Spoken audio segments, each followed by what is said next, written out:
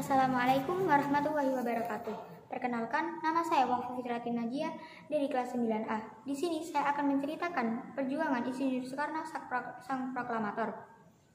Teks proklamasi hanya 2 paragraf dengan kalimatnya pendek yang ditulis oleh Bapak Soekarno-Hatta dan diketik oleh M. Sayuti Melik. Namun, 76 tahun yang lalu, tepatnya di hari Jumat, tanggal 17 bulan Agustus tahun 1945 Masehi atau 9 Ramadan 1364 Hijriah, jam 10 di Jalan Pegangsaan Timur nomor 56 Cikini, Jakarta.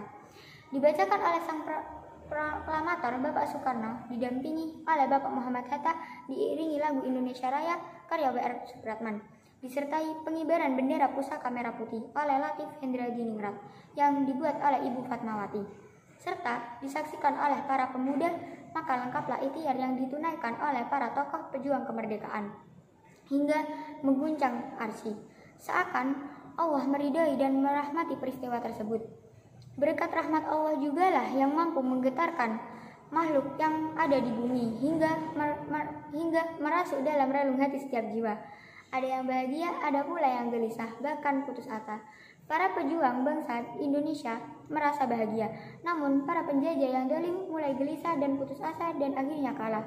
Sosok sang proklamator sekitar 120 tahun lalu, tepatnya 6 Juni 1901, sosok besar dalam sejarah Indonesia dilahirkan. Dia adalah Bapak Proklamator Indonesia yang juga Presiden RI pertama, Insinyur Soekarno atau akrab disapa Bung Karno.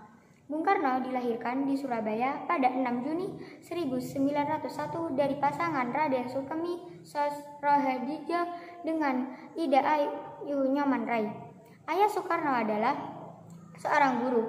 Raden Sukemi bertemu dengan Ida Ayu ketika dia mengajar di Sekolah Dasar Pribumi Singaraja, Bali. Soekarno hanya menghabiskan sedikit masa kecilnya dengan orang tuanya, hingga akhirnya dia tinggal bersama kakeknya, Raden Hadjokromo di Tulungagung, Jawa Timur. Soekarno pertama kali bersekolah di Tulungagung, hingga akhirnya dia ikut kedua orang tuanya pindah di Mojokerto. Di Mojokerto, ayahnya memasukkan Soekarno ke ST Island School. Di tahun 1911, Soekarno dipindahkan ke European Leisure School untuk memudahkannya diterima di Burger School. Setelah lulus pada 1915, Soekarno melanjutkan pendidikannya di HBS Surabaya, Jawa Timur. Di Surabaya, Soekarno banyak bertemu dengan para tokoh dari Sarekat Islam, organisasi yang kala itu dipimpin oleh H. Cokro Aminoto, yang juga memberi tumpangan ketika Soekarno tinggal di Surabaya. Pada tanggal 17 Agustus 1945, Indonesia memproklamirkan kemerdekaannya. Teks proklamasi secara langsung dibacakan oleh Soekarno yang semenjak pagi telah memenuhi halaman rumahnya di Jalan Pegangsaan Timur 56, Jakarta. Pada tanggal 18 Agustus 1945, Soekarno dan Muhammad Hatta diangkat oleh PPKI menjadi Presiden dan Wakil Presiden Republik Indonesia. Pada tanggal 29 Agustus 1945, pengangkatan Presiden Soekarno dan Wakil Presiden Muhammad Hatta dikukuhkan oleh KNIP. Insinyur Soekarno adalah seorang sosok pahlawan yang sejati.